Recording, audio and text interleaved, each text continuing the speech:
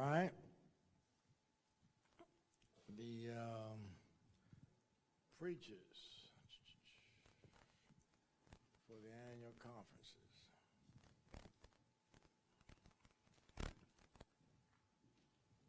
For the South Conference, the late night, they'll be having a musical. Is that right, Sister Stewart? Sister Stewart? Is that right? Why you move?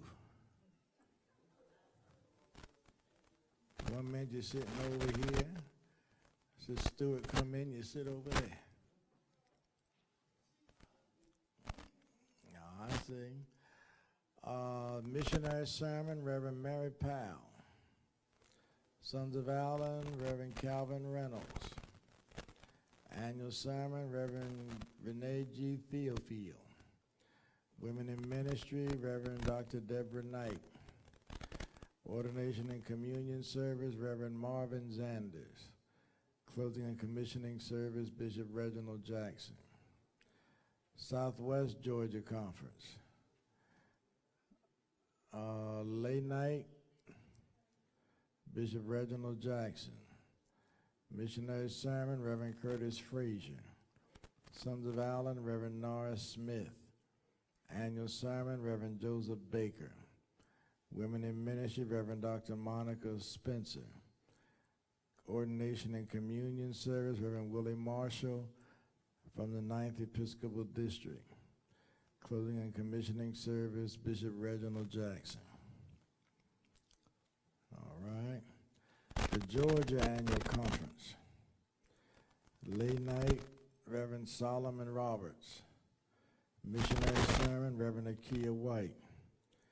Annual sermon, Reverend John Morse. Sons of Allen, they're having a musical.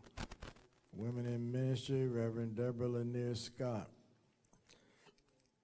Ordination and Communion sermon, Reverend Dr. Barbara Chisholm.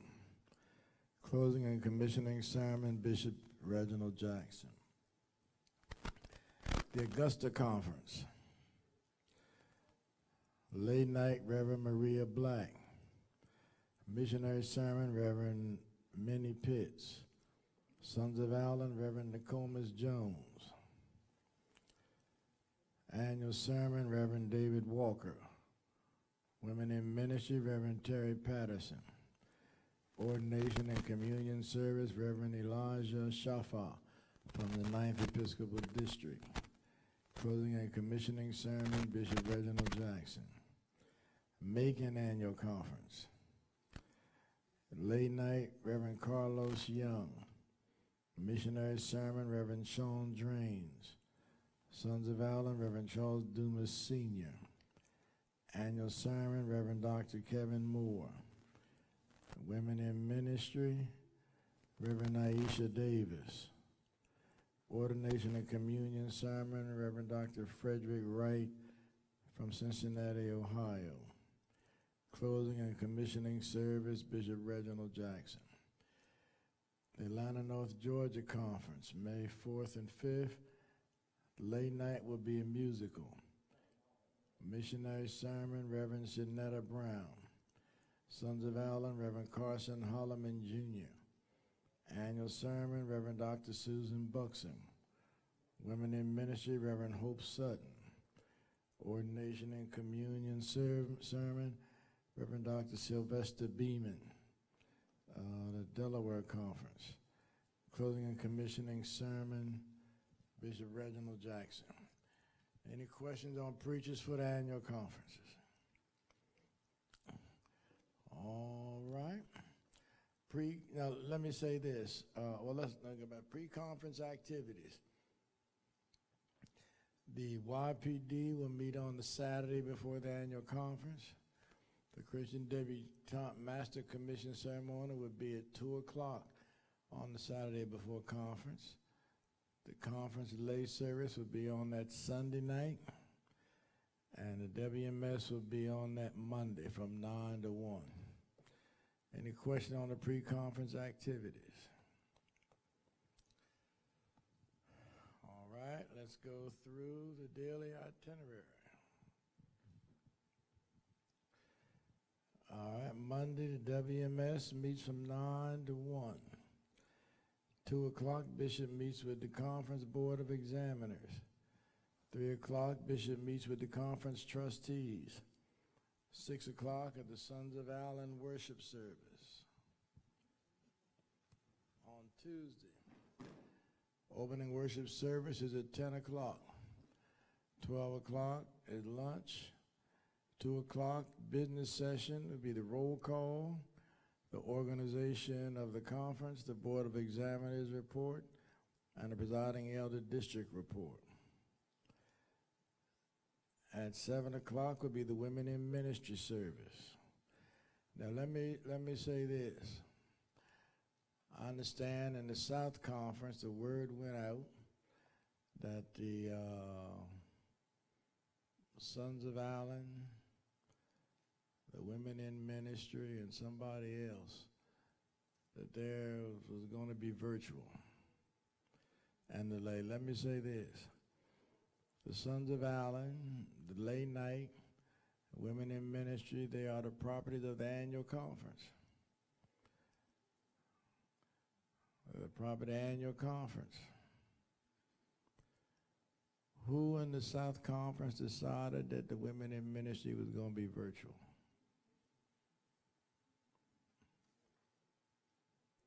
Who in the South Conference decided the Sons of Allen was going to be virtual?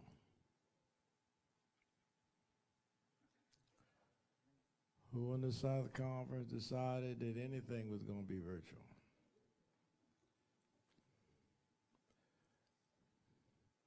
Those are meetings of the annual conference. The bishop will determine when something's going to be virtual. Any question on that? Now, brothers and sisters, let me say this. Since the coronavirus pandemic,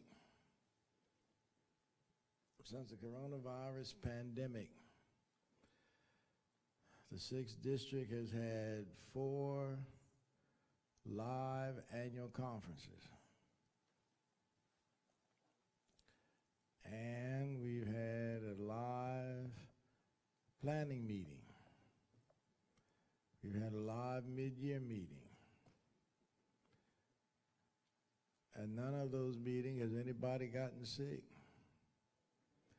Understand, your bishop is not going to invite you to any environment which is going to cause you to become sick. I care too much about you to do that. In addition to that, I care about myself. But it is imperative that whatever you have, that you follow protocols. It's imperative that you follow protocols.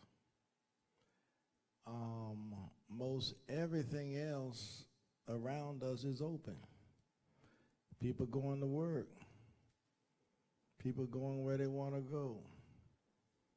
In fact, most white churches have been open for a long time. The fact of the matter is you have to take the proper precaution.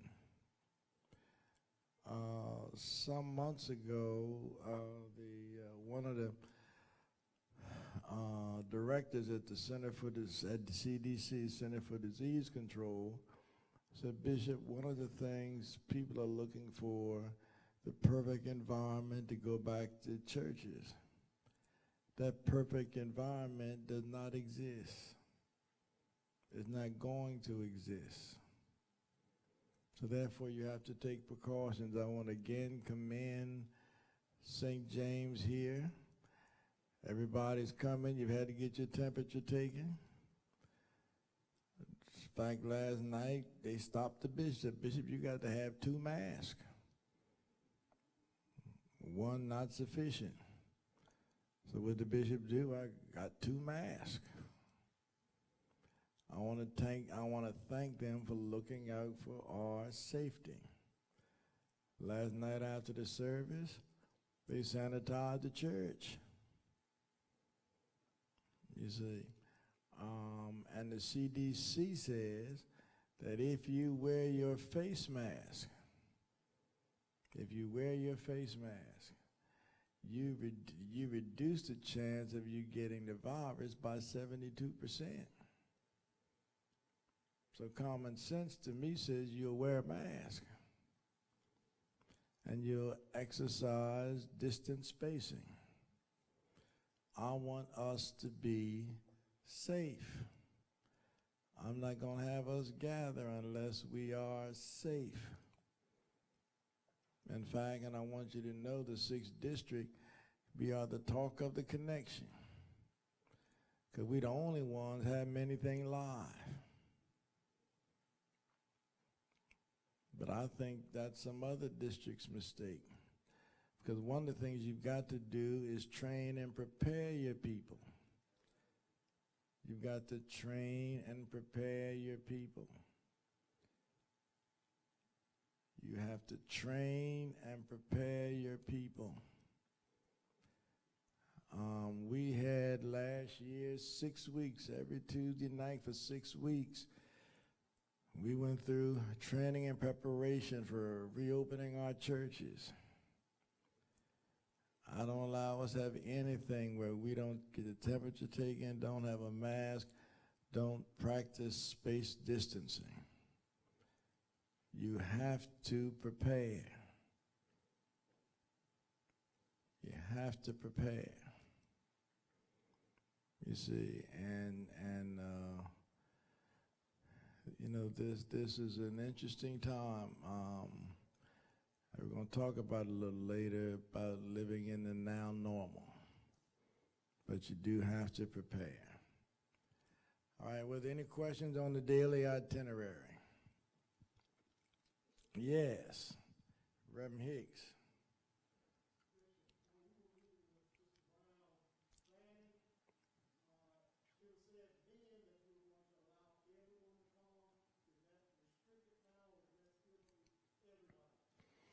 No, the way it is now, it's going to be the ministers of the conference and a delegate from each church and the conference officers. At this point, I'm not comfortable with everybody, because if you do that, you won't be able to have the distance spacing. Yeah. Now, if we get to a point where, which will not happen by the time our conference is over, but we're hoping to get to, put it this way, I'm trying to help facilitate where by the time of the general conference, 75 to 80% of our people will have had their vaccination. By that time, you'll have what they call herd immunity, and you will basically almost have wiped out the virus. But we're not at that point, and I suspect during the annual conferences, most of our folk will still be getting their first vaccination. So I would not feel safe just opening it up for everybody. Okay. All right, thank you. Mm-hmm. Yes.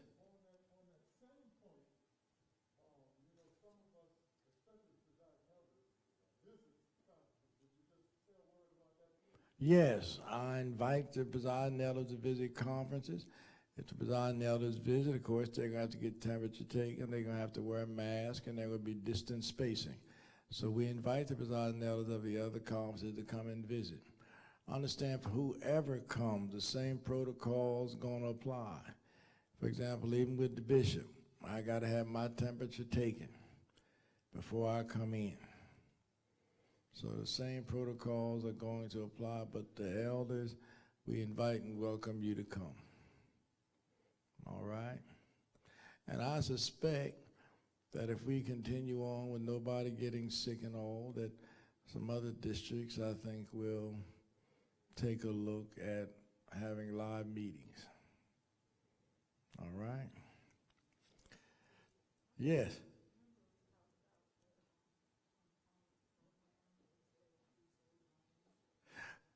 Yeah, that's in the book here, isn't it? Well, I'll comment on it. All right, let me say this. The itinerary, Tuesday, 10 o'clock, opening worship service.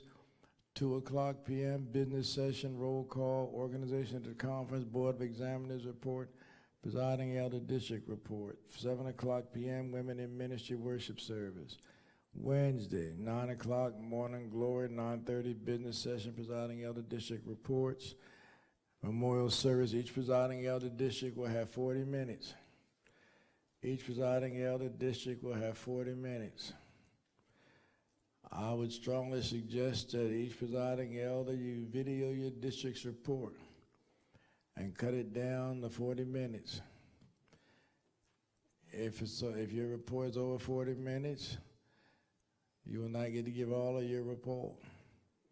40 minutes. When we had the one-day annual conference, it worked very well. Worked very well. So each presiding elder district has 40 minutes. All right. Memorial service, 11 o'clock on Wednesday would be the ordination service. 3 o'clock p.m. would be the business session. That'd be committee reports, retirement service, finance report, disciplinary questions. 5 o'clock will be dinner.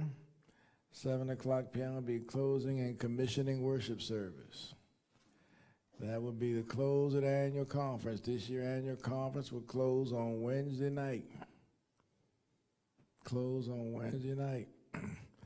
Let me say this for the communion service.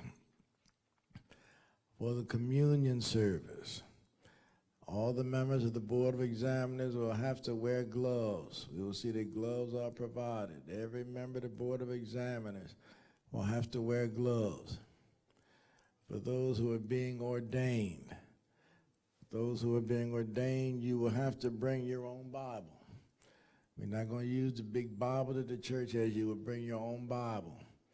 That way you don't have to worry about catching something from somebody else's Bible. Whatever you catch, you brought it. All right? Everybody bring your own Bible. When it comes to the ordination of the elders, rather than the 7 elders putting your hand on the head of the ordinand, you will stand behind them with your arms stretched out with your gloves. All right? When it comes to communion, the only ones to be communed will be those who are ordained in the Board of Examiners. And they will, each host church is asked to have the communion kits that have the wafer and the communion together. All right, any question on that? Any question on the ordination service? All right. Any questions on the order, the daily itinerary? Now let me say this, for the worship services, in your booklet, at least I thought in the booklet,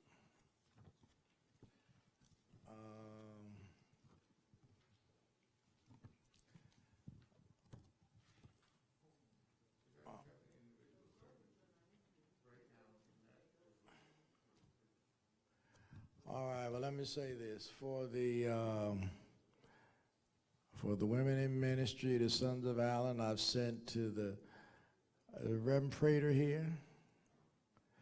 I sent Reverend Prater, the district president of the women in ministry, to outline for the annual conference program. She would get that to all of the conference presidents. I sent to Brother Stanley Smith the outline of the order of service for the Sons of Allen. Where's Brother Gordon here? Yeah, the program you all sent for the Sons of Allen, we've adopted that one for the district, all right? So Brother Smith will see that y'all get those. For the,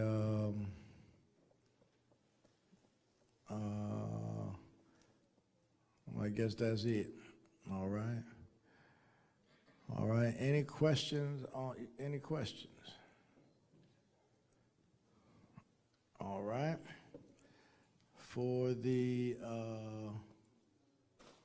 annual conference report forms. Annual conference report forms ought to be in the office 1 month before the annual conference. So in the office now should be the South Conference and the Southwest Conference pastors' reports. in the bishop's office should be the reports for the South Conference and the Southwest Conference. Elder Roberts, your report's in. Elder Brinson. All right. Elder Cody. All right. Elder Bass sitting here. All right. This Sister Smith's in. What? They're coming. Well, so is Easter.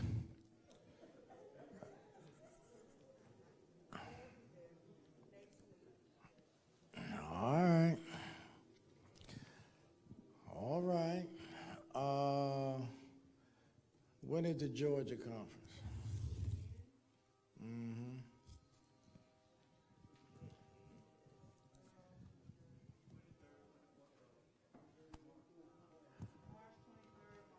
All right, by February 23rd,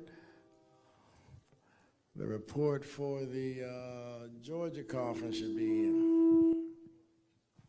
All right. Any questions on that? Pastor's report forms.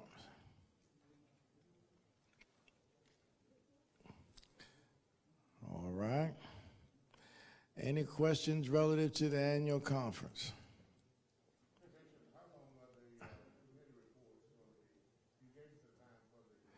The committee reports, each committee has 5 minutes.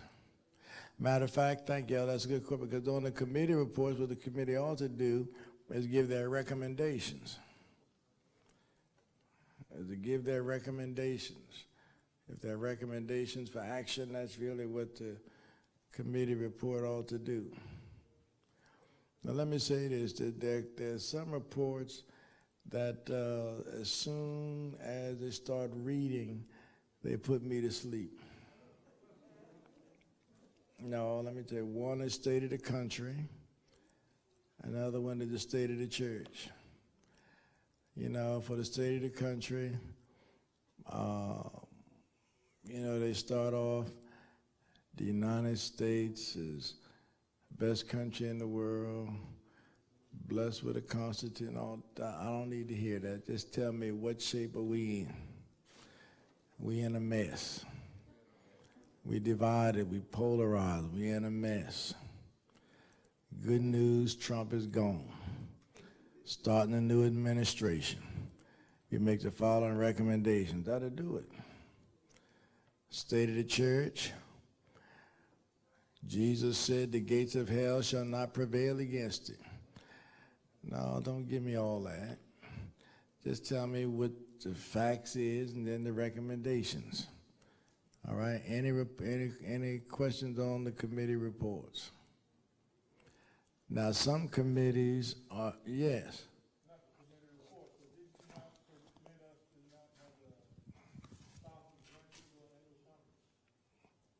Did I permit what now?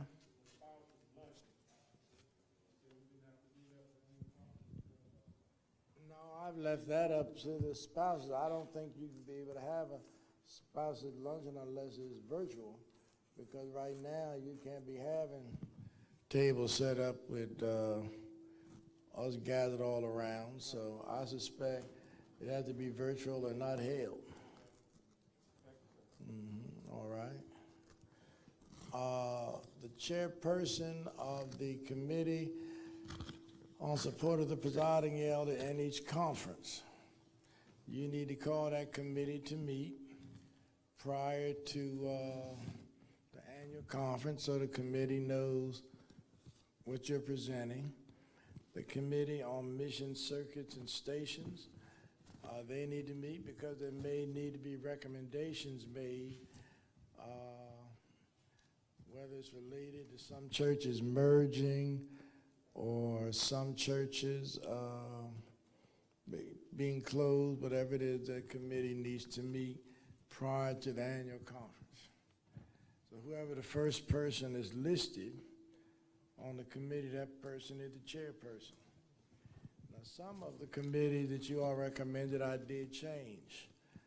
For example, in a couple of conferences, you all had a layperson listed as chair of the Committee on Support of the Presiding Elder. The chairperson of that committee has to be a clergy person. All right? So any questions on that?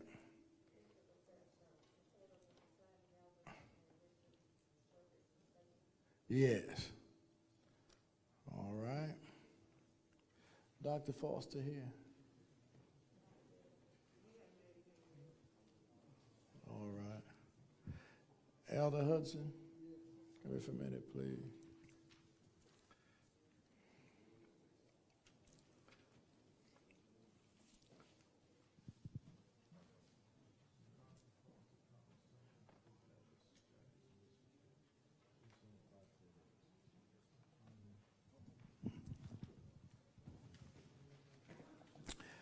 All right. Planning meeting, 6th District Planning meeting. The 6th District Planning meeting, what's the date for the planning meeting, Ms. Brown?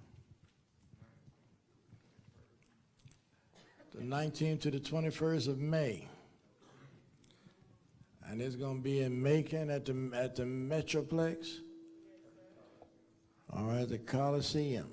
That's where it's going to be now. You know, some of y'all are funny. Somebody said to me, said, Bishop, we don't want to have no more planning meetings in Macon. And I wondered why. Didn't explain to me why. But the planning meeting's going to be in Macon. Dr. Hall? Oh, he slipped out. All right. The planning meeting's going to be in Macon. All right. Why they don't want to make it? You know, usually Elder Smith is usually up front and all. I wasn't here and I had nothing to do with it. Dr. Hall, Presiding Elder Bertram Smith just asked a question, and I want you to answer it for him. I told him the planning meeting for the district's going to be in Macon. I told him somebody told me they didn't want to have another planning meeting in Macon. Elder Smith asked me why they said that. Why do you think they don't want no more planning meetings in Macon?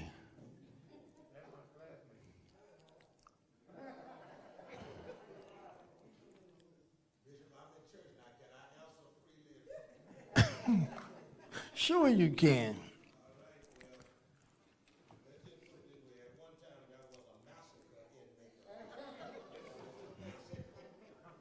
Is that right?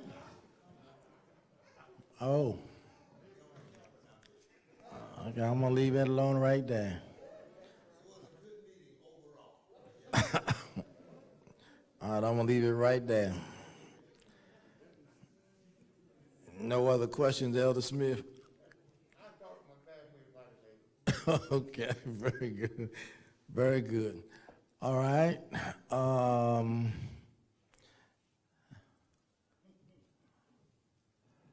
right. In the back of your book, it's in the back with the calendars in the back of this book, Sister Brown? Yeah.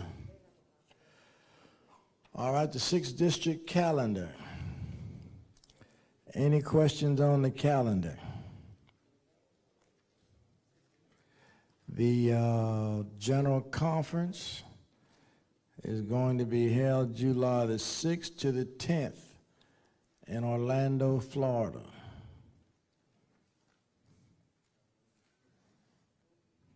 All right.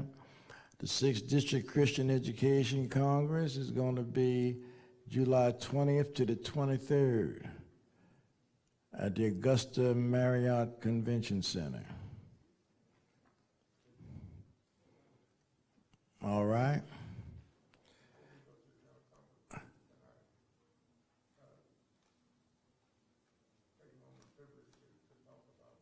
Oh, yeah, I'm going to call on you for that.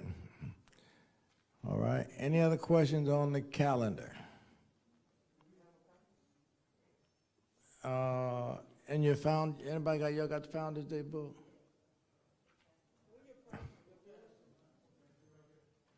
And they were passed out. Make sure they get them.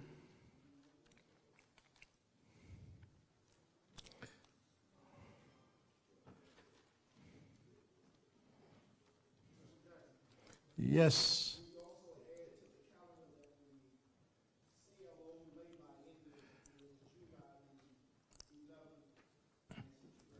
Yes, thank you, Brother Brown. I was going to come to that and almost forgot it. Thank you for letting me get that past me.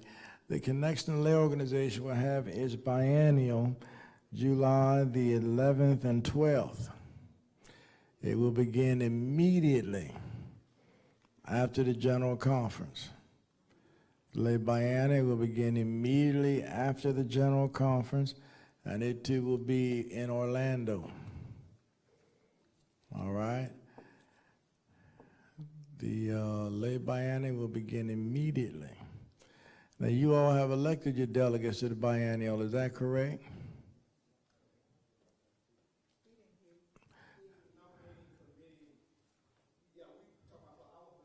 Uh-huh. I mean, for the, y'all haven't elected the delegates?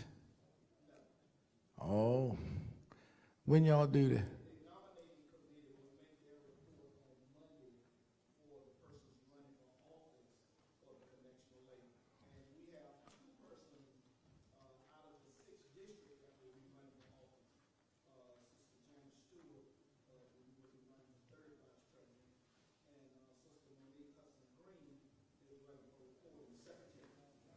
All right.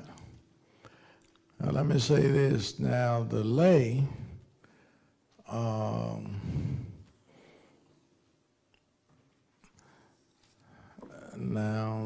will have an interesting election. I wish y'all well. I'll be on the outside looking in. But the Lord bless y'all real good. All right.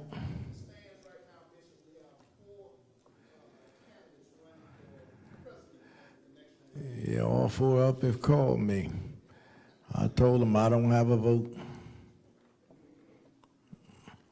All right, I think Brother McKeedy, Sister Star Battle, Brother, what's the name of the 5th District? Simeon Roden and Ametta Reeves are the 4 people y'all have so far. All right. Sister Stewart, stand up. Sister Stewart is running for Connectional 3rd Vice President. I hope the 6th District will be fully supportive of her. I'm hoping we'll be fully supportive of her. And Sister Monique is running for Connectional, the Corresponding Secretary, Recording Secretary. Hope we will be supportive of our own. I hope we will be supportive of our own. All right? All right, Elder Smith, you want to say a word? Somebody give Elder Smith a microphone. Hey, oh, here come Cornelius running.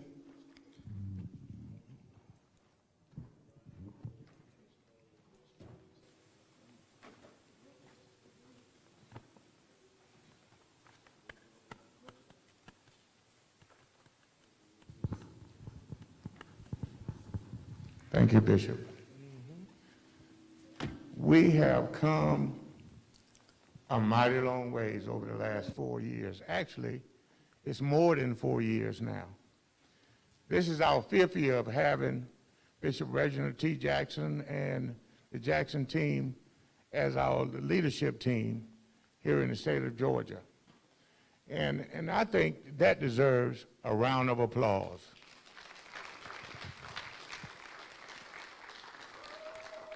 On last year, prior to the General Conference, we were supposed to have the Jackson Journey celebration. Of course, COVID wrecked everything. But here we are again, coming up to the culmination of a quadrennial plus. And we are going to the General Conference, and we dare not let the Jackson team go to that meeting. Of course, we don't know what will happen. We're praying that God will bring Bishop Jackson back to Georgia, because we've got to get a governor in Georgia. And we're going to need his leadership and the Jackson team's leadership to help us get Stacey Abrams as our governor. And we don't want to give anybody else that opportunity to get the credit for it, because people take credit for a lot of stuff. But we know who led us there. So right after the post-conference, on that Saturday afternoon at noon, we're going to have the celebration for the Jackson journey. It's going to be a sit-down meal, and we're just going to come together, have a good old time, letting them know that we want them to come back, how much we appreciate them for the last 5 years that they have served us, and we look forward to you being there to have a good time on that day. Can we do that? So put it on your calendars. Put it on your calendars. Mark it just like you would do your birthday, because we want to let them know how much we love them, how much we appreciated them. And I know personally, I have really enjoyed having Bishop Reginald T. Jackson and our supervisor to be our leaders over the last 4 to 5 years. So put that on your calendars and make plans, because we're going to finish the post-conference on that Friday. Make plans to stay over on that Saturday there in Macon, where's the hall. You'll be all right. You'll be all right. Everybody will know where they're going by then. But make plans so we can have a major celebration for the Jackson team. Thank you.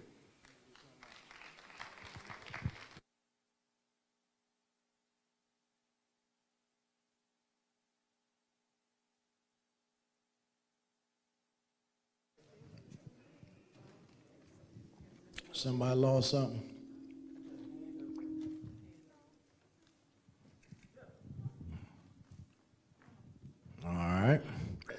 All right, my sisters, my brothers, any questions relative to the annual conference is coming up? I'm sorry, yes. Sister Stewart, stand up, use your preaching voice.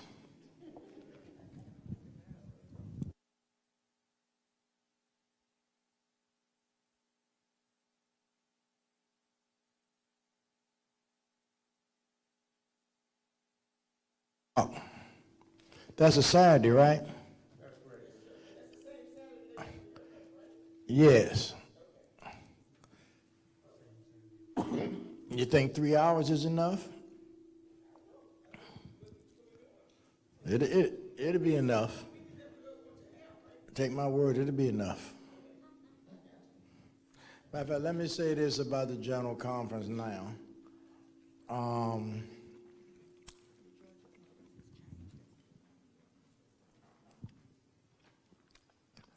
The Georgia Conference is going to be held at the Hyatt Regency on Bay Street here in Savannah.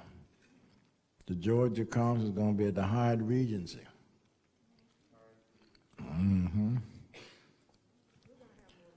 Elder Smith, they didn't want to go to an elite hotel. All right. No, that Hyatt Regency is very nice. All right. Let me say this about the general. A lot of people have asked about the General Conference. Right now, the General Conference is scheduled to be a hybrid meeting. Let me explain what I mean by a hybrid meeting. The way it is set up now, and let me say this is subject to change. It's subject to change. The way it is now, you will go to Orlando. You will show up in person in Orlando, rather than the business sessions of the General Conference being held in one large ballroom. Each Episcopal District will have a meeting room in the convention center. Each Episcopal District will have a meeting room in the convention center. In that meeting room, they will have the table like they do in the large ballroom, and you will have the means by which you can hook up your laptop or iPad, whatever it is they give to us. And they will have the large screen, and that's how the general conference will be conducted. Each Episcopal District will have its own delegation room. That's the way it is set up now. Now, let me say that is subject to change.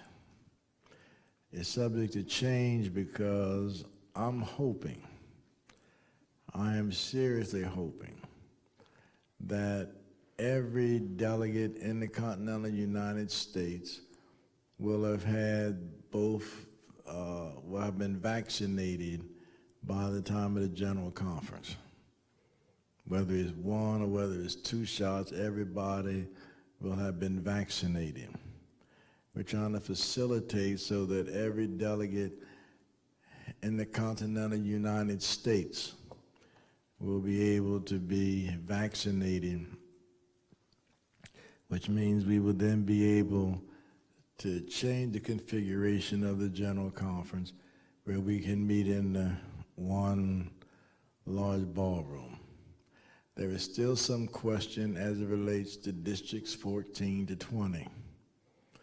Right now, the stipulation is in order to fly into the United States, you have to have taken a COVID-19 test with a negative result.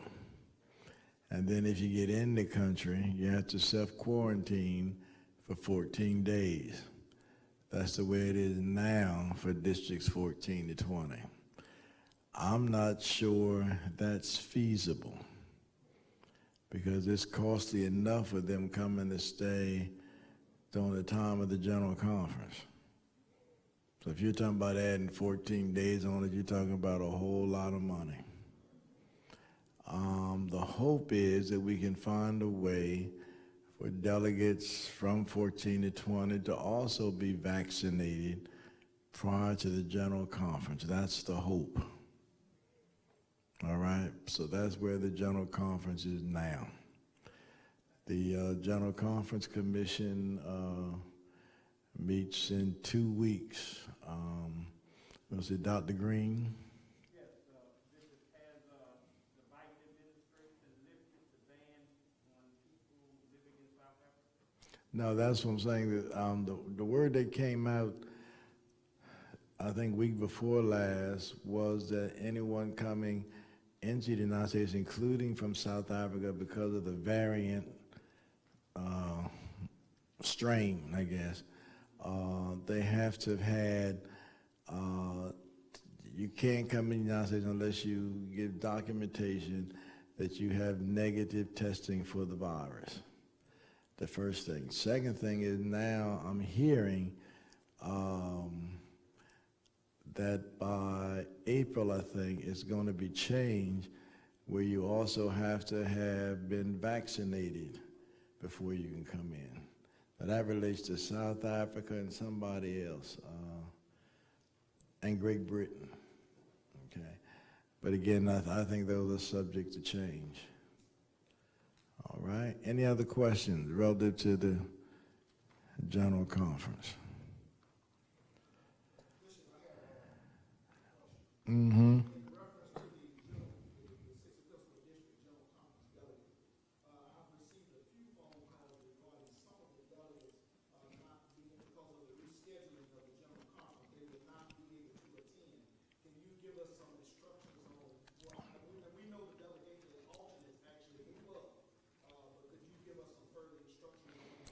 Yes, we're going to be sending out from the district office a communication probably sometime in March to the delegates, finding out who's going to be able to go and who's not going to be able to go.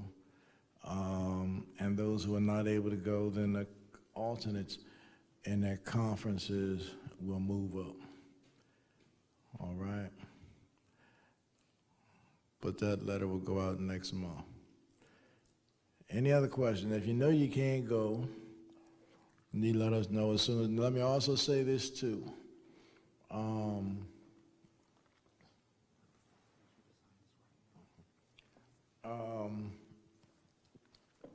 Some of you have said that you don't want a hotel room because you got your own place you're gonna stay in Orlando, and so therefore you want the money given to you.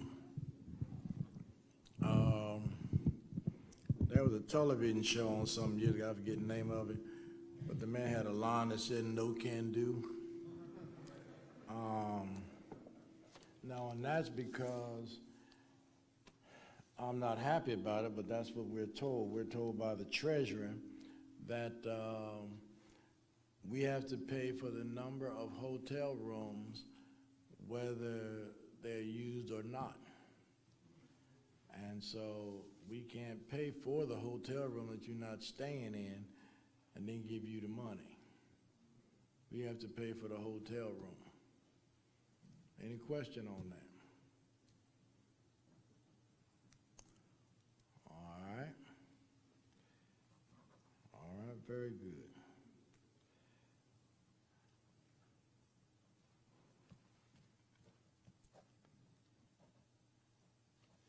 All right.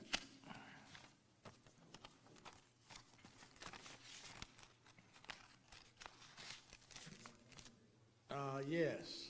Yes, sir, Dr. Hall. More serious note, by the general conference, been some concerns and questions asked about, like, if we're in our rooms or virtually, how do we receive copies and pieces of legislation to be voted on, and also how will voting be conducted? Well, let me say this. On the legislation part, that's easy. The legislation will be done by a computer. The iPad they give you, the legislation will be on that. Now, as far as the voting, that's a tough one, Dr. Hall.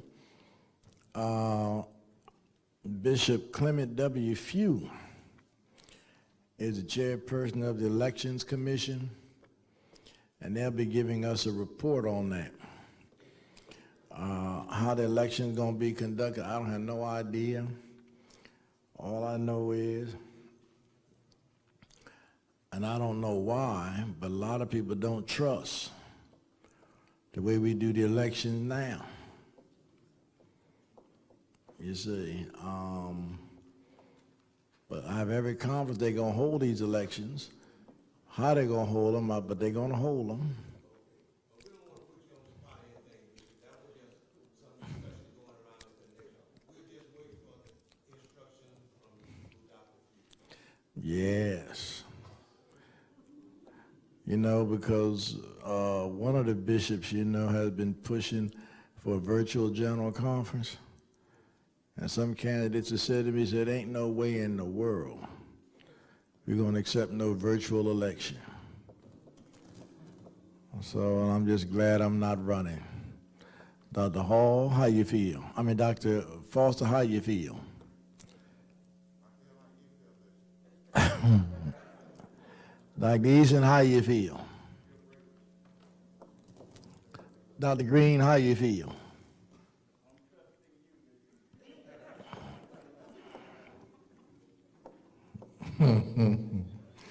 Ooh, Jesus. All right. Any other questions before I move on from that subject? All right. Thank you so much. Now, my brothers and sisters, the theme for this meeting deals with the now normal. Let me say this. I am terribly concerned about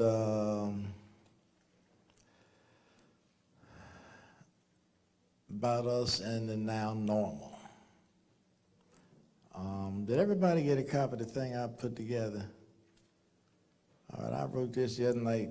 it weighed on me so much, I was up to about 4 o'clock in the morning and didn't get finished, but I just got sleeping.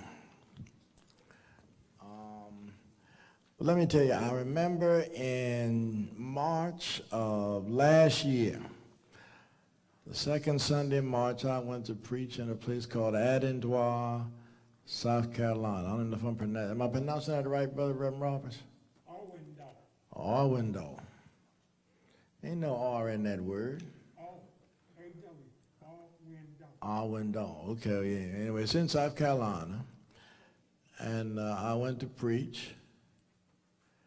And after service, they took me to lunch at this fabulous place in downtown Charleston. I think it's called, is that Reverend Pearson? I didn't see you back, Reverend Pearson. How do you feel about this election? All right. Okay, all right. And it was a very nice place. And it just so happened Senator Tim Scott from South Carolina was in there having lunch with his mama. And he's a black senator, black United States senator from South Carolina, Republican. And he spoke and all, and we had a nice conversation. And then I came back and went to Columbus for the Southwest Conference. Reverend Gordon at St. Paul was the host. And during the middle of the week, word came out about all the people who had died or gotten sick out in Seattle and on the West Coast from this virus. They called it Corona. I want y'all to know Corona is a bad sister. She's definitely a sister. Oh yeah, she's a sister. And it got worse. In the middle of the Southwest Conference, the World Health Organization came out with a statement that said that the coronavirus was a pandemic, which meant it was a worldwide disease, a virus. And I remember, anybody here was at that conference last year in Columbus? I told them right there in the Columbus conference, on that Wednesday, I think it was, I said, I'm not shaking no hands, I'm not hugging, I'm not touching. I said, I will wave at you, and that meant I've spoken to everybody. And I told everybody there, don't be hugging, don't be embracing, because this is serious. And I really weighed immediately closing the conference on that Wednesday. But that's how bad it was getting in the country. But we closed that conference on Friday night. The very next day, Saturday, I sent out a communication across the 6th District that none of our churches were supposed to be open for service on Sunday morning, the 3rd Sunday in March. And for 90% of the churches in the 6th District, we have not gathered for live worship for now 46 weeks. That's how long it has been from the 3rd Sunday in March. And what used to be considered normal immediately became abnormal. Having worship, live worship on Sunday morning became abnormal. Having anything live at the church became abnormal. Sister Corona messed up a lot of stuff. The economy shut down. Millions of people either lost their jobs or had to work from home. what used to be normal was no longer normal. Something as simple as going to a restaurant was no longer normal. Matter of fact, where the 6th District office is, I had reserved parking, so it wasn't a problem, but that parking lot was full every day. When that coronavirus hit, I had all of us open 2 days a week. You could park in there anywhere you wanted. And now 46 weeks later, you can park anywhere in there you want. Everything was no longer normal. And in fact, as it relates to the church, what used to be normal became abnormal. And a lot of us refer to it as the new normal. And what do you mean by new? The word normal means regular, means ordinary. It means routine. That's what normal means.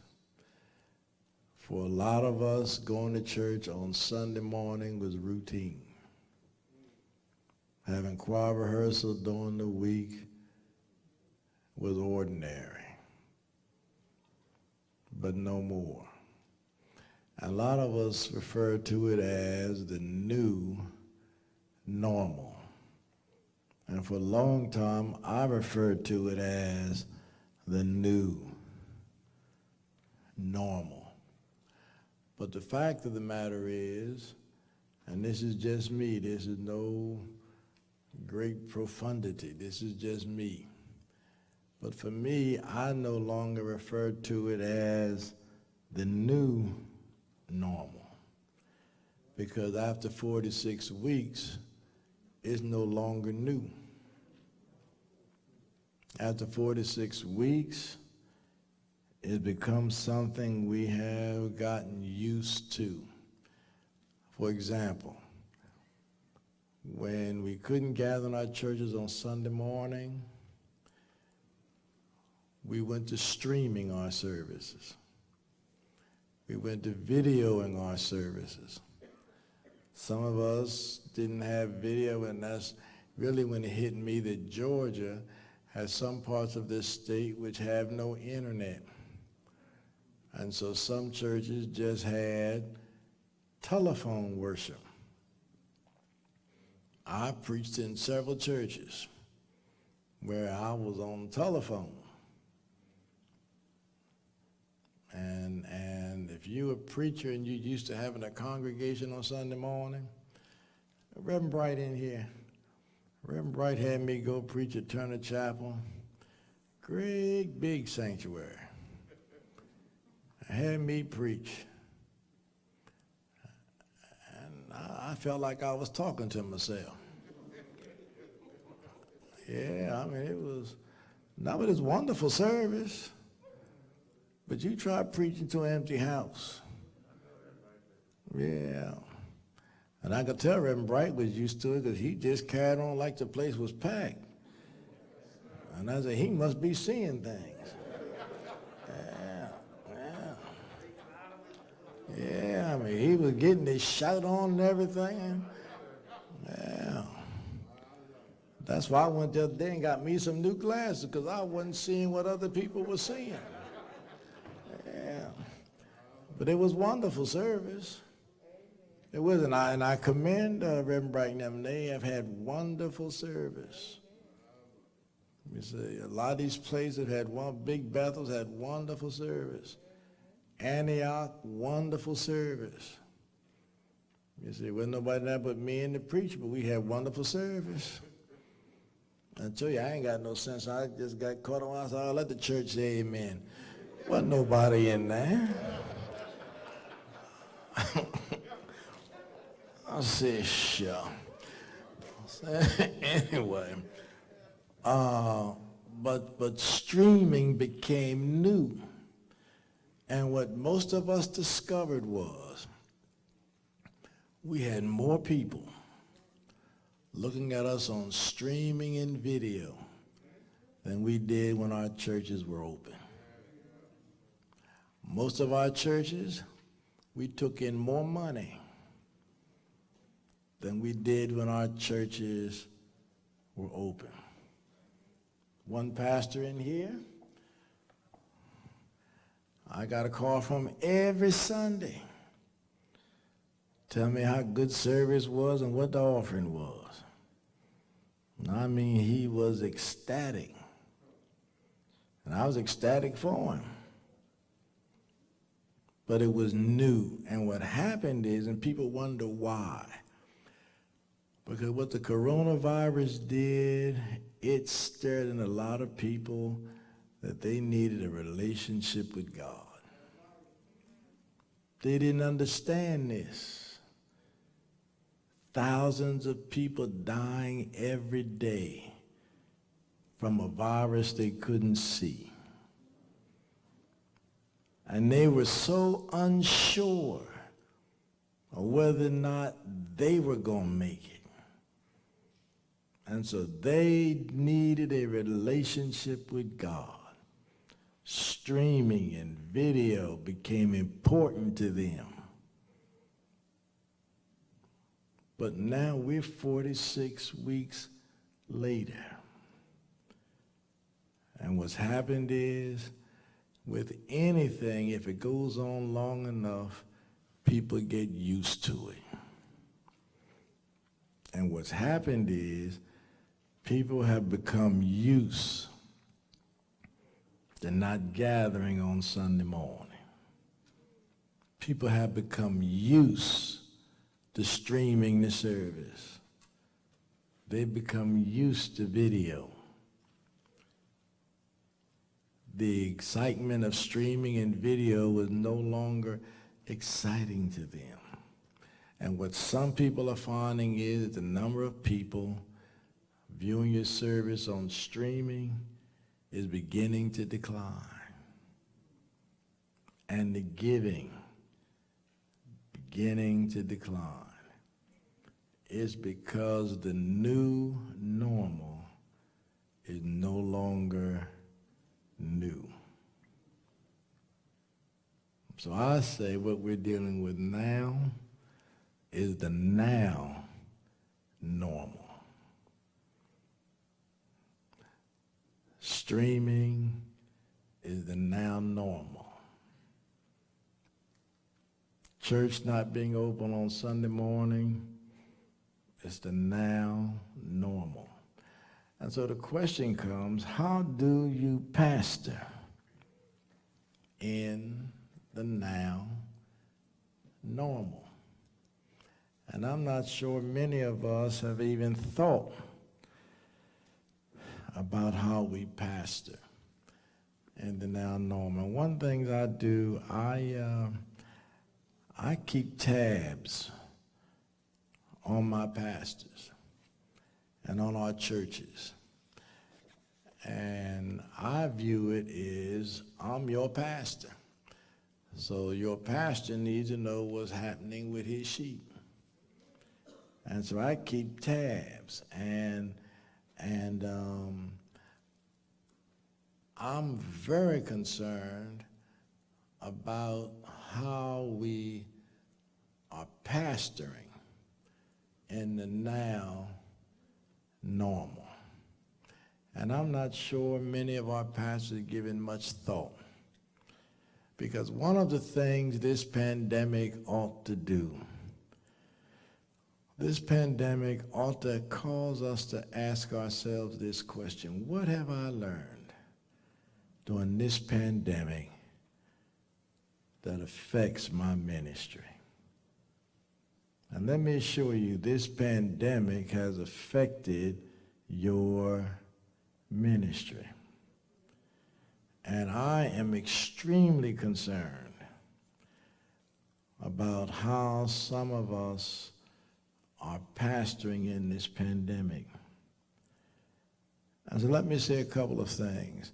First of all, this pandemic, and I'm going to be blunt with y'all this afternoon. I'm going to be blunt. I'm going to be honest. That's the only way I know how to be. I'm very concerned because one of the things this pandemic has showed me is a lot of us still don't have any idea how important the pastor is. Most of us we've not given much thought to how important the pastor is. In fact, if the pastor doesn't step up and lead in this environment, that church may as well turn off the lights, lock the doors now. And so the mindset of some of the pastors really troubles me.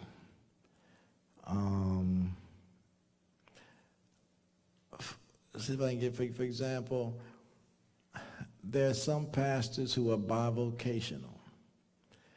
They faithfully get up every morning in this pandemic, go to their job. But with the church not being open on Sunday morning is no longer important to them. And if Sunday morning is not important to the pastor, Sunday morning is not going to be important to the congregation. Believe me when I tell you, pastors, people look at us and they discover if it's not important to us, it's not important to them. For example, one of the reasons why streaming and videoing is starting to tail off, because some of us, and we saw how many people were looking at us on streaming and video, we put a conscious effort into making sure we had our sermons together on Sunday morning. Some of us did our best preaching when this pandemic first hit. But now we become used to it. And now we treat Sunday morning like we used to treat Sunday morning before the pandemic came. A lot of times now the folk, even on streaming and video, get a Saturday night special. Saturday afternoon we say, what am I going to preach about tomorrow? And you go look through some books you have on somebody's old sermon and preach it. No power, no imagination, somebody else's sermon. A friend of mine, the late William Augustus Jones, when I was in New Jersey, pastored Bethany Baptist Church in Brooklyn. And I saw him one year at the Hampton Ministers Conference, and he was telling me that a couple weeks ago he went to visit a church. He was from Kentucky. He went to Kentucky, back home to Kentucky and went to visit a church. And said, the pastor's up there just a preaching. But it was his sermon. About word for word. And the pastor apparently had never met Bill Jones. I said, Bill Jones went up, introduced himself to him. And the pastor said, oh, you the Reverend Jones pastor in New York? He said, I'm him. He said, oh, he didn't know what to say. You done just preached the man's sermon. And he's sitting out there listening to you. But the fact of the matter is, many of us have no idea how important the pastor is. And I emphasize that because there is a big difference between being a pastor and being a preacher. A lot of us are preachers, but we're not pastors. And there is a major difference. Let me give you some examples of what I'm talking about. Over these last 46 weeks, we've been through a Lenten season. We've been through an Advent season. We've been through what the church calls high and holy days. And what has been interesting to me, and now Sunday mornings when I'm not scheduled to preach any place, I will go to 4 or 5 different churches every Sunday morning. And it has kind of caught me that during the Lenten season, a whole lot of pastors preaching sermons have nothing to do with Lent. Or Advent season, nothing to do with Advent. I get letters from members now who are fussing and complaining because in the midst of this pandemic, they no longer have Bible study. They no longer having meetings. It's almost as if for them the church doesn't exist or the church doesn't matter. And the members pay attention to it. And what's happened is we have forgotten what John Maxwell says in his book, The 21 Irrefutable Laws of Leadership. Everything rises or falls on leadership.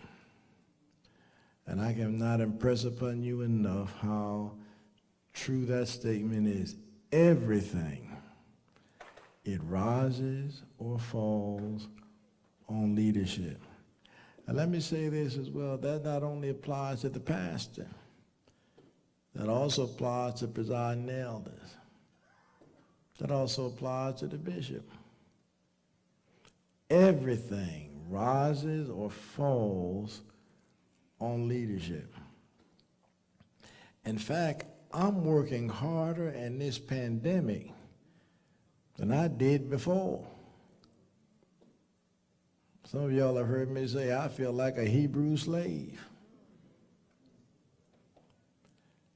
There is a lot to do.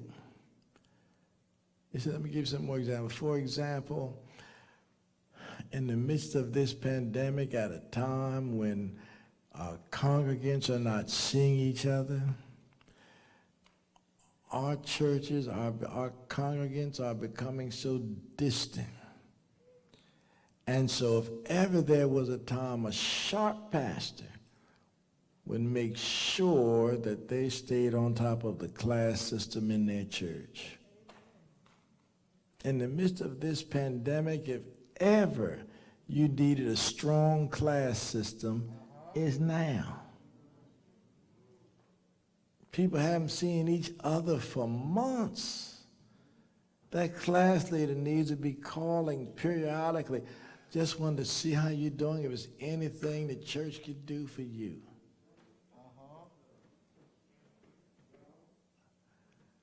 The class leader not calling nobody because the class leader hadn't heard from the pastor. I tell folk all the time, most of what I learned about pastoring, I learned at the feet of Julius C. Williams at Flipper Temple. And I learned something from him which has shaped my ministry every Sunday morning before service. If service was 11 o'clock every Sunday morning at 10:45, he met with his stewards. And what he did, which I thought was innovative and creative, his stewards were also his class leaders. And he met with them at 10:45. And the first thing he asked was, is there anything I need to know before we go into service? Anybody on your class sick? Anybody on your class in the hospital? Anything I need to know. They would say to him, Pastor so-and-so's sister died in Alabama. Reverend Williams wrote down notes. That family would be stunned when the pastor called. I hear you had death in your family. I just want to know and see how you're doing. If there's anything the church can do to assist. That moves those members. The pastor cared enough to call to see how I was doing. That may seem like little stuff, but that means a lot to your folk. Because that means they are important to you. So in the midst of this pandemic, if ever a pastor needed to make sure that class system was functioning, it's now. Pastor may not be able to get to the hospital to see people, but the pastor can call, send a note, leave a note. It's stuff like that. The pastor, you should never underestimate how important you are. And yet I'm concerned because I'm not sure many of us realize how important the role is that we have. And so how do you pastor in this pandemic? And this is just me. And I don't claim to be no expert, but there are two words that I think are critically important if you're going to pastor in this now pandemic. Two words. And those two words are adjust and innovate. In this pandemic, if you're going to be an effective pastor, you've got to adjust and you've got to innovate. And the reason you're going to have to adjust is because things are not the way they used to be. What are some of the adjustments and innovations that we have to consider?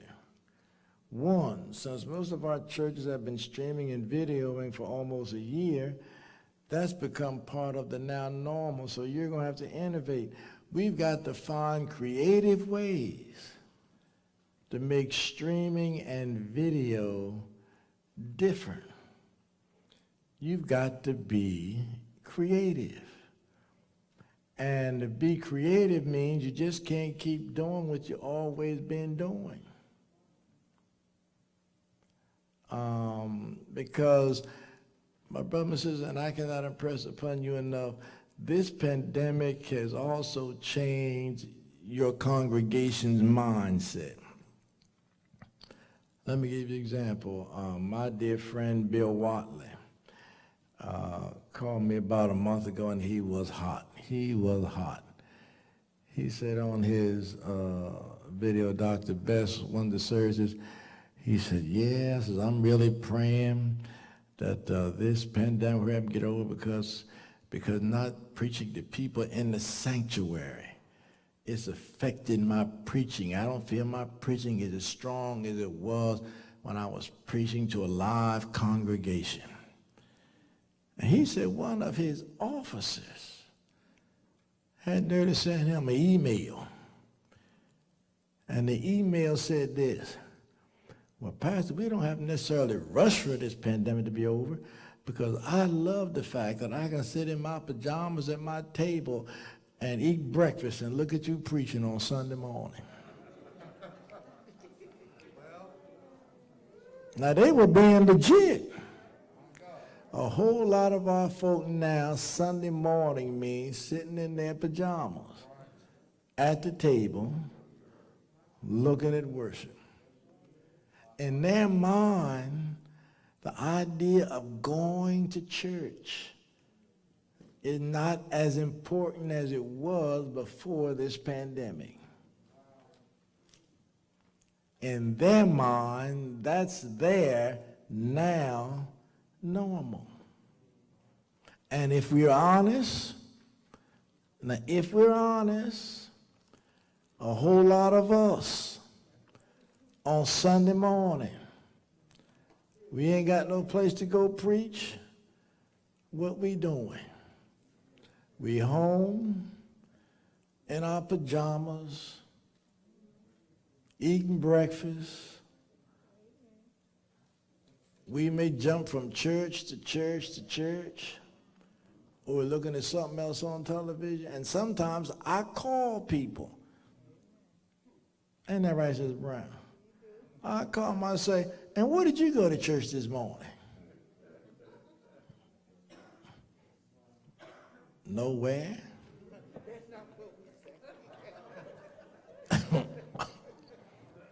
Nowhere.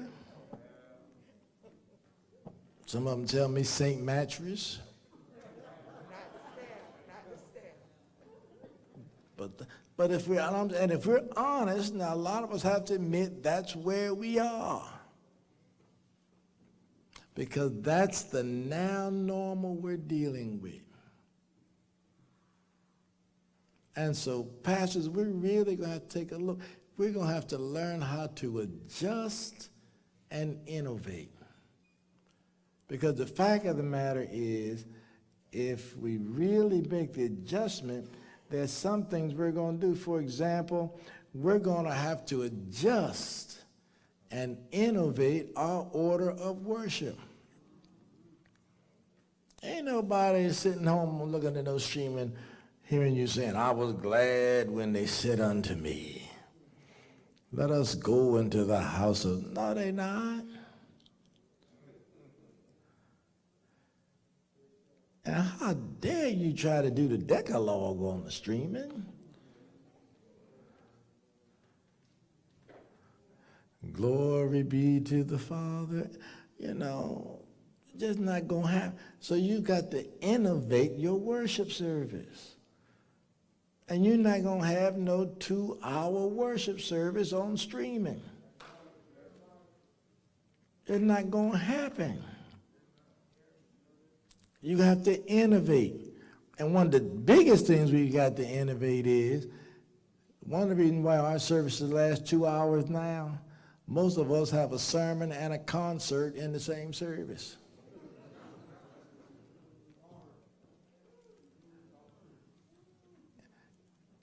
The music ministry has got to change. Streaming, you can't have 4 or 5 selections in the service. Most you about to have is 2. Yeah, you know, we got all these what I call 7-11 hymns. 7 words we sing 11 times. You see, it's just not going to work. You see, and the other thing we've got to do, a lot of us have missed the opportunity to grow our churches in the midst of this pandemic. Because let me tell you something, while a lot of our churches, our memberships are decreasing, there's some other churches in this pandemic, memberships are booming. Because we have not taken the time to innovate so that people can join our church online. And brothers and sisters, creativity is absolutely critical. Here it is, people in the midst of a pandemic, they feel, I need to get a relationship with God because I don't know what's happening in this world. If the Lord came for me today, I'm not sure where I would spend eternity. I need a... This is what you do. This is what needs to be innovative.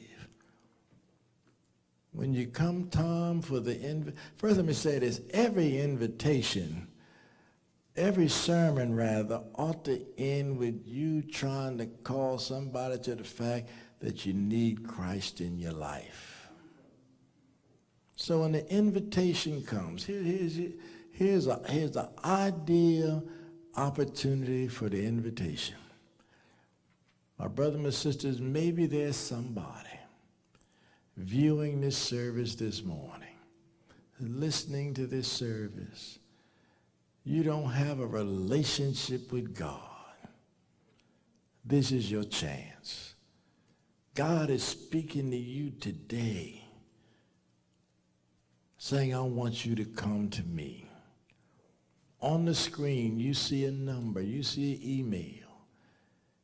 If you want to give God a chance in your life, we would love to have you become a part of this congregation. You can call that number, or you can send us an email.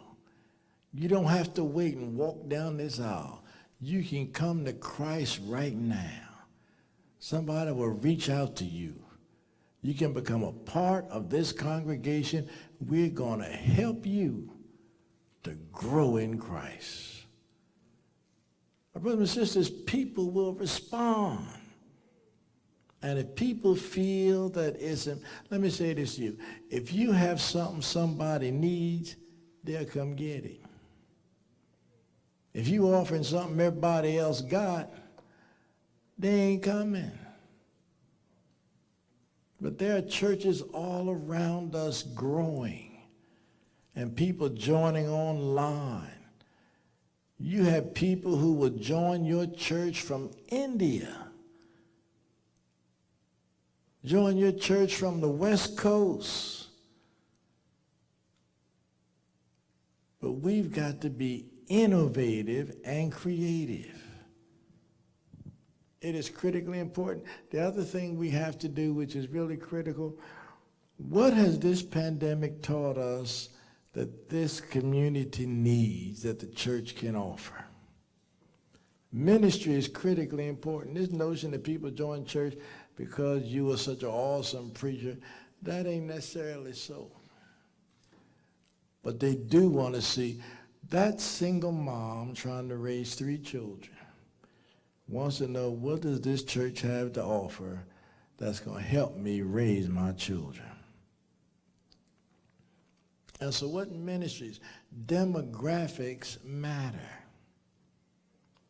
For example, this is the ideal time to really get young adults involved in the life of the church. Most of our congregations are senior citizens.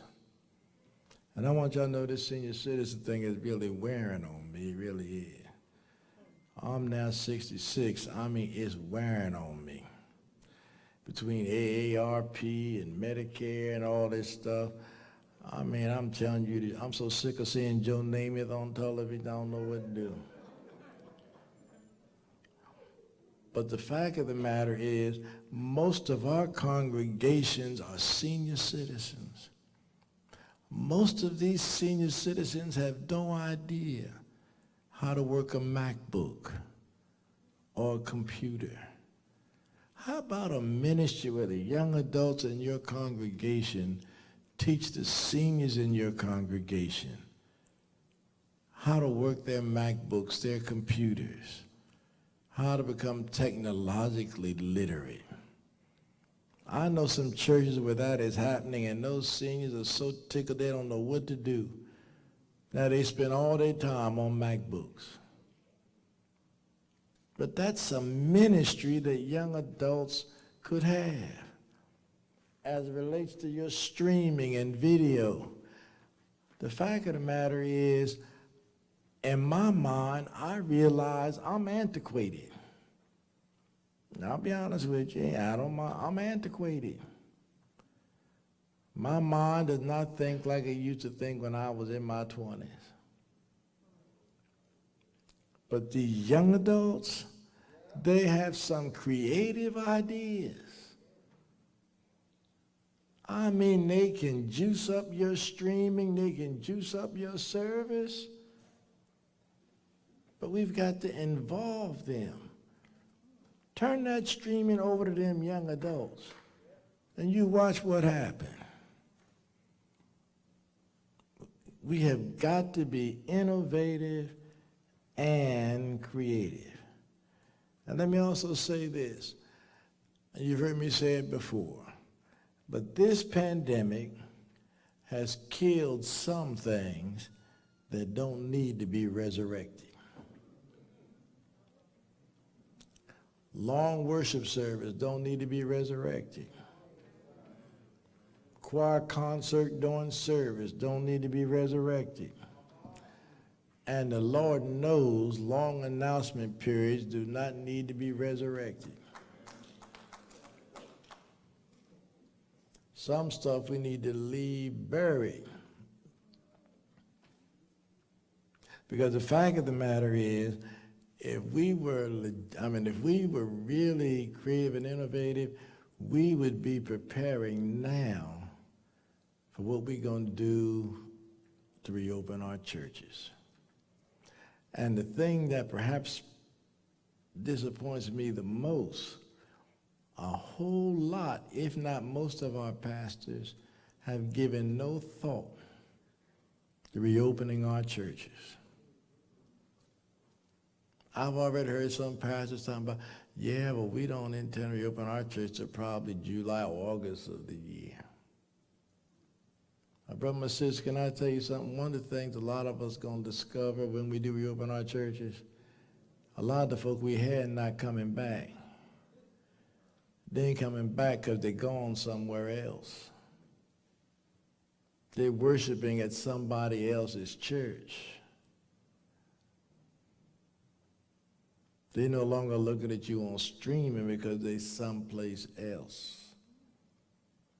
But we need to begin now contemplating how we're going to reopen our church. That means we've got to deal with the protocols, we've got to deal with vaccinations, we got to deal with the mindset of our people. And dealing with the mindset of our folk is not going to be easy. They've become used to being home on Sunday morning now. And the question they're going to ask you, Reverend, and I can't wait to hear your answer, Pastor, we were worshiping at home. Why do we have to come to the church? And they want to answer.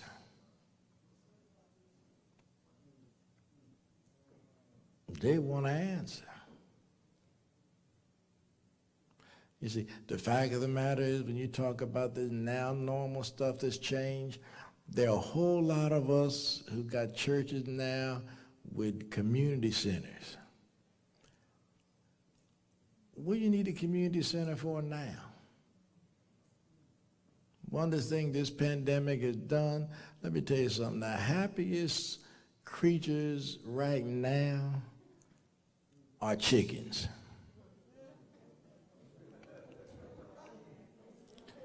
Many a chicken has sacrificed his life for the cause of the gospel.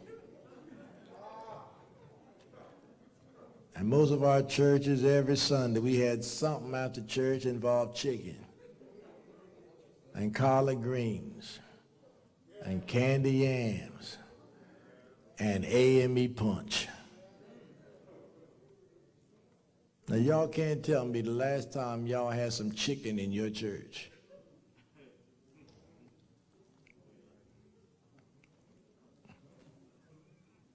And after service, we're going to have fellowship. No. Matter of fact, people are going to be anxious about eating after church now when the church does reopen. So all of the mindset of our folk is something we got to deal with. And I really pray that we will spend some time dealing with it. I'm going to sit down with Reverend Kevin Moore here. I've had some young pastors in the district, younger pastors in the district, who will say, Bishop, can you sit down and just talk with us? So I'm going to make some time to do that today, because I've been putting it off. But I'm going to tell you that because the fact of the matter is, in the midst of this now normal, if we are not creative and innovative, we're going to be one of those 100,000 churches that's going to close. I'm not going to take time now to deal with the money part. I'll deal with that later. But any questions on anything I've said? Any questions? Any questions? Any questions? Any questions? Reverend Houston, Dr. Foster, they got a finance report? All right, we have the finance report.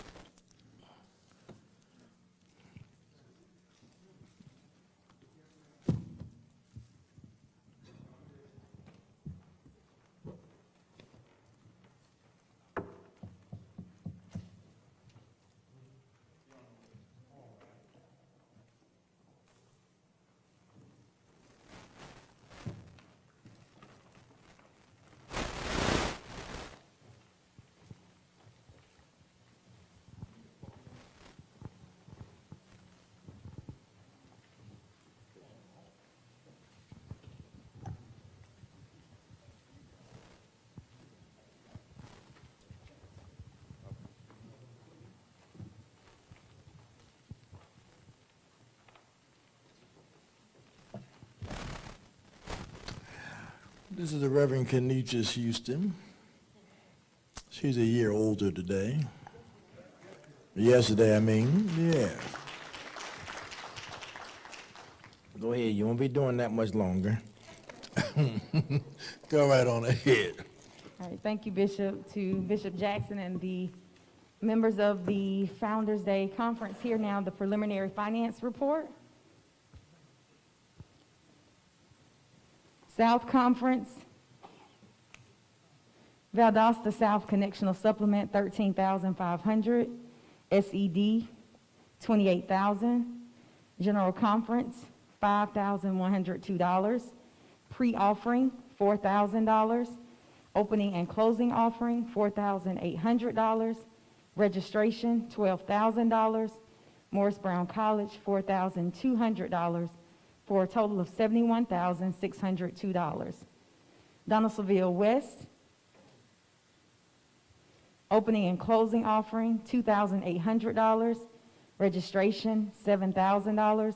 Morris Brown College, $5,000, for a total of $14,800. Albany North, SED, $28,000.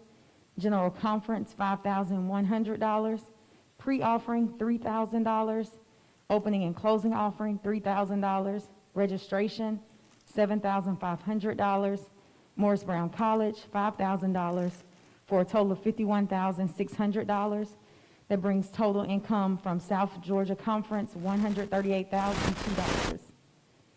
Southwest Georgia Conference, Eastern District, opening and closing offering, $2,200. Registration, $4,000. Morris Brown College, $5,000, for a total of $11,200. Central District, opening and closing, $4,000. Registration, $6,000. Morris Brown College, $5,000, for a total of $15,000. Total from Southwest Georgia Conference, $26,200. Old Georgia Conference, Savannah North, opening and closing, $3,400. Registration, $8,500.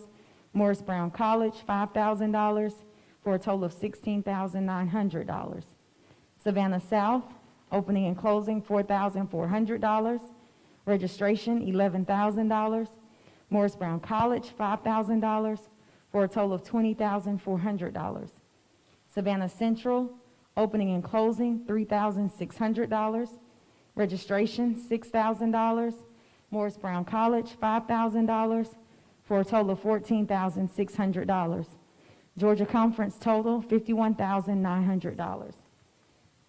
Augusta Conference, Augusta North, opening and closing offering, $3,800. Registration, $2,750. Morris Brown College, $5,000, for a total of $11,550. Augusta South, opening and closing offering, $4,200. Registration, $5,000. Morris Brown College, $5,000, for a total of $14,200. Total from the Augusta Conference, $25,750. Macon Conference, Macon South, opening and closing offering, $3,600. Registration, $4,000. Morris Brown College, $5,000, for a total of $12,600. Macon East, opening and closing offering, $5,200. Registration, $13,000. Morris Brown College, $10,000, for a total of $28,200. Macon North, opening and closing offering, $4,000. Registration, $10,000. Morris Brown College, $5,000, for a total of $19,000. Total from Macon Conference, $59,800. Atlanta North Georgia Conference, Atlanta East, opening and closing offering, $4,600. Registration, $8,900. Morris Brown College, $5,000, for a total of $18,500. Atlanta North, opening and closing offering, $4,200. Registration, $5,100. Morris Brown College, $5,000, for a total of $14,300. Atlanta South, opening and closing offering, $4,400. Registration, $7,150. Morris Brown College, $5,000, for a total of $16,550. Atlanta West, opening and closing, $4,400. Registration, $5,000. Morris Brown College, $5,700, for a total of $15,100. Total from Atlanta North Georgia Conference, $64,450, which gives a total of $366,102.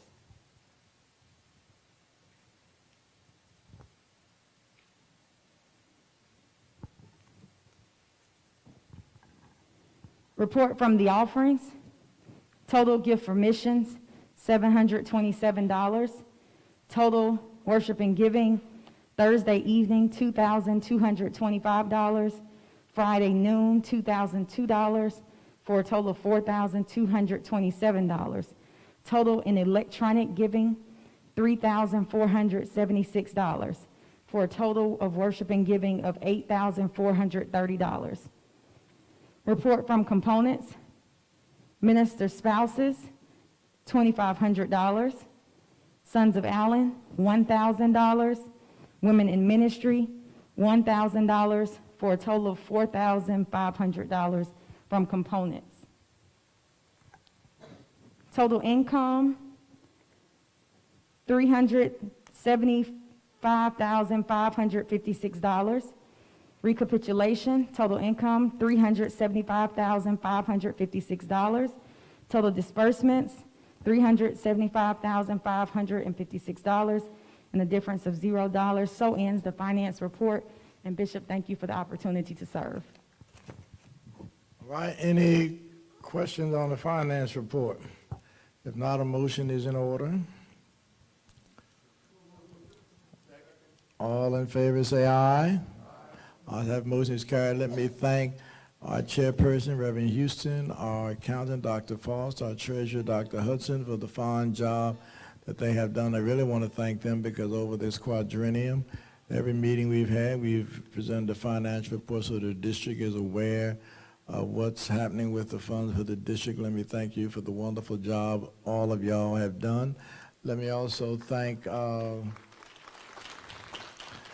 the members of the Episcopal District Finance Committee for the job that you have done in helping us to receive the funds. Let me also report that in the midst of this pandemic, we have given about $7,000 to different feeding programs around the state of Georgia, which has gone, as you know, the feeding lines are getting longer and longer because more and more people are in need.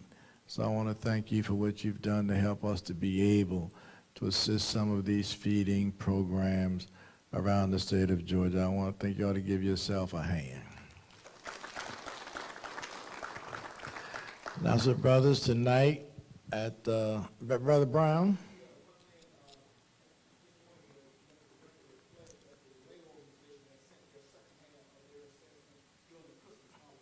Yes, they did. Okay. Yes, sir, brother. Dr. Bass.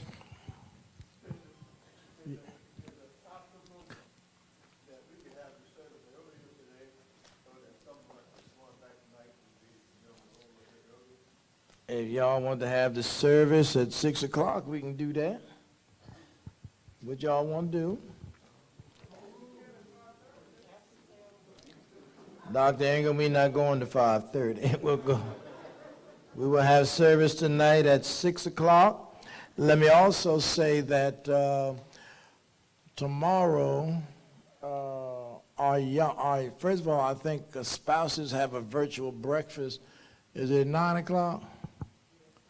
Spouse virtual breakfast at 9 o'clock. Then at 10 o'clock, our young adults have a wonderful panel, virtual.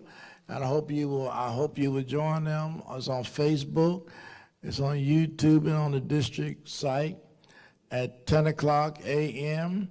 And it's a wonderful panel with the young adults, and it raises an interesting question. The question it raises is, can you see me now? So I hope you will join in. Then they also have a game thing set up. It's called Goose Chase with our young people, and it's be done by annual conferences. We have a competition among the annual conferences. So I hope as many of you as can and will join our young folk tomorrow. Sister Ridley, you want to make an announcement?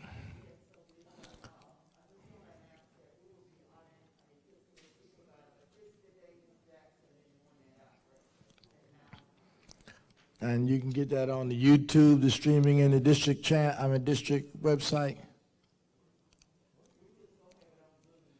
All right. That's at 9:00 a.m. All right, service tonight is going to be 6 o'clock. The Reverend Kenicius Houston is going to say somebody's in pain. Elder Hudson. Oh, you had an announcement? Oh, okay. All right. Anything else before we adjourn?